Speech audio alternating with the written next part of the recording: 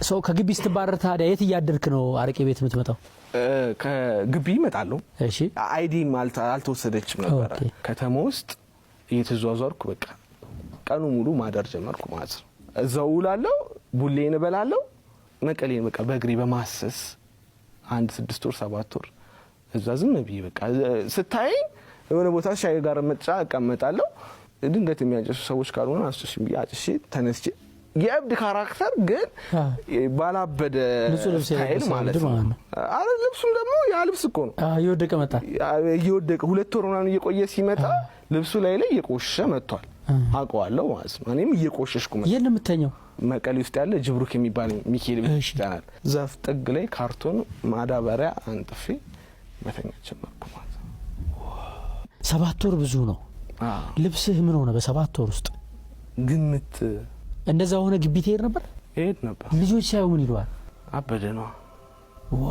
ማክፖዳ አበደች። በቃ አሪፍ ልጅ ነበረች እኮ ተጫዋች ነበረች ምናምን ሳቂታ ነበረች ምናምን ሱሱኮ ነው ይባባሉባል ማለት ነው። አውቀዋለሁ። ደግሞ የሚፈልጉ እንዳለ ምግብ ሲበሉ አይጠሩ፣ ለሱስ ቀን ግን ይጠራዋል። እና የሆነ ግቢ ውስጥ የሆነ በስሊፐር የሚንቀሳቀስ ኮፍያ ያደረገ በቃ የሆነ ቦርኮ ልጅ እንደሆነ አውቀዋለሁ ማለት ነው። እሷ ግራጁዌሽን አድርጋ ሄዳለች ምናምን ነገር በሷ ፈጨጨ ባላለው በሱሱ ፈጨጨ ባላለው በቃ የማይመክር ሰው የለም። አብሮ እያጨሰ ይመክራል ማለት ነው። ለምን አንተ አትሄድም ምናምን እቺ እኮ አልተስማማችም አንተን እያፈጨጨች ነው ምናምን ይላል። እውነት እየፈጨችኩ ነው እላለሁ ከውስጥ ማለት ነው። ከውስጥ ደግሞ ሌላኛው አዎ ፈጭቻለሁ ይለኛል።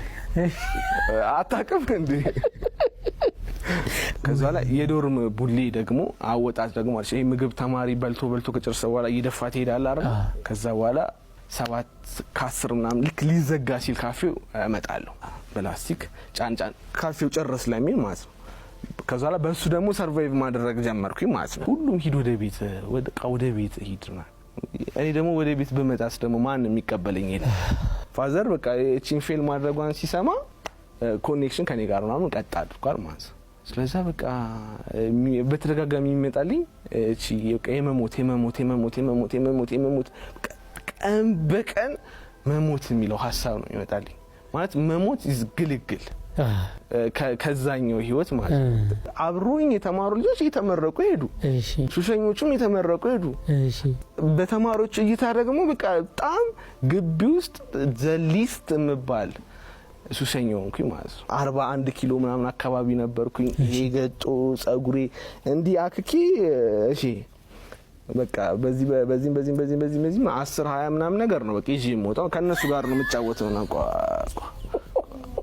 ጸጉሬ እየደረደ መጣ ምናምን እኔ እኮ አገላለጽ ነው የሚያስቀኝ በጣም በእውነት። አዎ ኧረ መብት ነው አስቀበታለሁ ራሱ ምን ነክቶ ነው እለዋለሁ።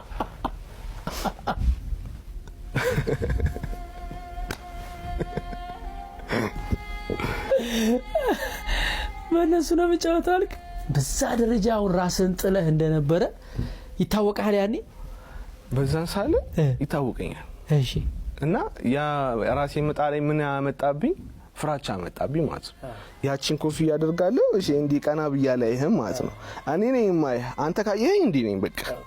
ምክንያቱም አንድ እሸታለሁ አውቃለሁ፣ ሁለት ደግሞ ምንም ደና ማወራህ ነገር የለም። ስለዛ ከሰው መሸሽ ነው የምፈልገው እኔ ግቢ የምመጣው ያቺን ቡሌ ለማውጣት ማለት ነው። አረቄ ቤት ደግሞ ምግብ እኮ በክሬዲት አረቄ ቤት በክሬዲት ትጠጣለህ። ምን ችግር አለ? እስከ 500 ብር እስከ 600 ብር ክሬዲት ይሰጡሃል። ምክንያቱም ወይ ስልክህን ይዙታል የሆነ ሰዓት ወይ አንተም ስልክህን ታትይዛለህ። ከዛ ላይ ደግሞ የሆነ ቀን እየባሰ ስልክ ደግሞ ከተያዘ ደግሞ የሰው ስልክ ደግሞ ወደ ማንሳት ትሄዳለህ። ከዛ ላይ ሌቭልህ ደግሞ ወደ ሌብነት ደግሞ ሸርተት ማለት ይጀምራል። በቃ እዚህ ጋር ከሰው ጋር ስትወራ ኤርፎን ነው ሰው ላይ ኤርፎን ዋጋ አለው። የሆነ ብረት ቆርቆሮ ምናምን ካገኘው በቃ መሰብሰብ እየጀመርኩ መጣው ማለት ነው። ከዛ ላይ ከሰልተራ ልብስ ተሰጥቶ በቃ ሳልፍ ተሰጥቶ ካየው አውርደ እኔ ብቻ አይደሉም በጣም ብዙ ነው። ልብስ ከጠፋ ይቅርታ ወይ ወገኔዎች አፉሉን እንግዲህ ወይኔ በደንብ አድርገህ ነው ፒክቸሩን እየሳልክልን ያለኸው። ሰው እንዴት ከምን ተነስቶ ወደ ምን እንደሚሄድ ማለት ነው። በተለይ ይሄ ሱስ የሚባል ነገር ሰውን እንዴት አድርጎ ቀስ እያለ ወደ ቁልቁለት እንደሚወስደው በደንብ አሁን ፒክቸሩን እየሳልክልኝ ነው። እሺ ከዛ በኋላ በቃ ከተማ ሆነ ውሎዬ እና በቃ ሳታስፎግር የገለባ መልቀም ምናምን ነገር ተጀመረ። አታውቀውም። አመጣና አጠገብ ተቀምጬ አንድ ስጠኝ ልልህ እችላለሁ። አንድ ዘለላ ማለት ነው። የብደት የሆኑ ሌቭሎች እኔ አሁን ቀጥታ አላደርጋቸው።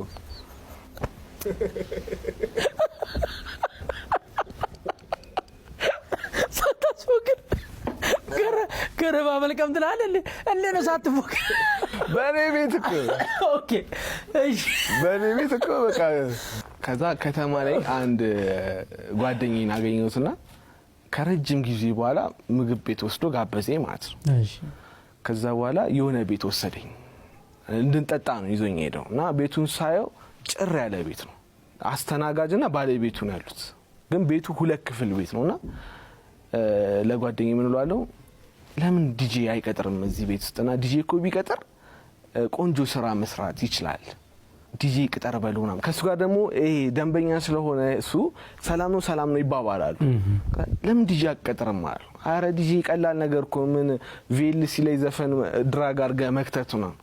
አይ አይደለም ምናምን አልኩት። እኔ ዘፈን ዝም ብሎ ሚለው ከሚመጣበት ሆፕ ኢንተርቴይንመንት የሚለውን ዲጄው ቢያንስ ይቆርጣል። ለከስተመር የፈለገውን ዘፈን ይከታል። አንተ የፈለከውን ከተህበት ትናንት የሰሙን ዛሬም ይሰማል። አንድ ፎልደር ነው መከተው። ስለዚህ በከስተመር ፍላጎት ምናምን ዲጄ ይጠቅማል። አንተ ቆንጆ ነው ምናምን ነገር እና ዲጄ ልፈልግ ሲል አይ ለምን አቀጥረኝም አልኩት ማለት ነው። እዛ ልቅጠር አለኝ። አዎ ደስ ይለኛል አልኩት። ከዛ ላይ ግን ምንም አልከፍልም፣ ምክንያቱም ቤቱ እንደምታየው ነው 2 ሰው ምናምን ይዝናናበት ቤት ነው። ችግር የለውም እኔ ደሞዝ አልፈልግም፣ የምፈልገው እዚህ ልደር አልኩት። አረ ምንም ችግር የለም ምናምን ደግሞ በሱ መታየብኝ ምናምን ተባለ። ስራ ተገኘ ማለት ነው። ከዛ በኋላ ልክ 11 ሰዓት ላይ ሲሆን እሄዳለሁ፣ ዘፈን አስተካክልለታለሁ። ድሮውን ጫት ገረባ ነበር ለቀማ የምሄደው።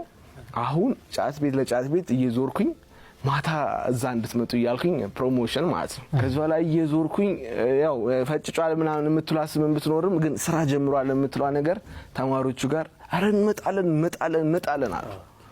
ከዛ በኋላ ሰው ዘጭ ብሎ መጣ ማለት ነው። ቤቱ ሞላ እና ሰውዬው በጣም ደስ አለው። 2 ወር ምናምን ያልሰራውን የዛን ቀን ሰራ ማለት ነው። እና ደስ ስላለው መጨረሻ ላይ ልወጣ ስል ቁጥር አድርጎ 1300 ብር የመጀመሪያዬን ሰጠኝ ማለት ነው። በአንድ ቀን ደስ ስላለው እሱ ብዙ ስለሰራ ለሊቱ ሙሉ እንሰራ ማለት ነው። ከዛ በኋላ በ400 ብር ቤት ተከራየው ማለት ነው። እዚህ ነው ማድረው። ግን ቀን መተኛ ቀን ቡሌንም ይዘህ ቁጭ የምትበላበት ቤት ማለት ነው። እና እዛም ቤት ብዙም ሳልቆይ የዲጄነት ላይፍ ጀመርኩኝ። አንድ ሌላ ቤት የሚሰራ ሰውዬ ሲዝናና ዘፈን ምርጭና የናምን እኔ ጋር 1200 ብር አልቀጠረ ምናምን ነገር አለኝ። ከዛ እሱ ጋር ሄድኩኝ። ከዛ እንዲህ ያልኩኝ ሳላስበው እቺ ለብ የሆነች ህይወት እዛው ምግብ እሱ ጋር ደግሞ ራት አለች። አሁን ራት ተገኘ ማለት ነው። እንቁላል ምናምን አለ በቃ ሱሱማ አድጓል። አረቄ ቤት ውዬ ነው የምመጣው ራሱ እኮ ሲመጣ ራሱ እዛ ማለት ነው። ተበላ እዛ ጨቡ ምናምን የሚይዙ ልጆች 1-2 ያዙኝና ከዛ በኋላ ለመዱኝ። ተው እሱ እኮ ነው ሲጋሙ ምንም የለም። 1-2 ይሞከሩኝ ምንም የለም ማለት ነው። ቸጋረጋል በእናትህ አየር ይዝ ብላ ስራ ያስፈታናል። ይለፍ ይላሉ ማለት ነው። በነፃነት ነው ደረቴ ነፍሴ የምንቀሳቀሰው ማንንም አልፈራ ማለት ነው። እሺ እንደዛ የተባለ አሁን 6ኛ ዓመት መጣ ማለት ነው። አስበው 3 ዓመት ሙሉ ከዩኒቨርሲቲ ውጪ እንዲህ በቃ በቦርኮ ላይ መንከራተታ። ከዛ በኋላ ያለኝ አማራጭ በቃ ወደ ቤት መምጣት አለብኝ ብዬ ወሰንኩ። እንዴት ወሰንክ? መሳይ የሚባል ነበር ይመክረኝ ነበር። ወደ ቤት ተመለስ ምናምን ሲያየኝ ቲሸርቶች ምናምን ይሰጠኛል። ሲያየኝ በቃ ተመለስ ወደ ቤት። ፋዘርም ያኛል ቢጠላ ቆርጦ አይጠለም። ተመለስ ወደ ቤት ሲለኝ በቃ ጨክኜ መጣሁ ወደ አዲስ አበባ። እሺ ወደ አዲስ አበባ ስመጣ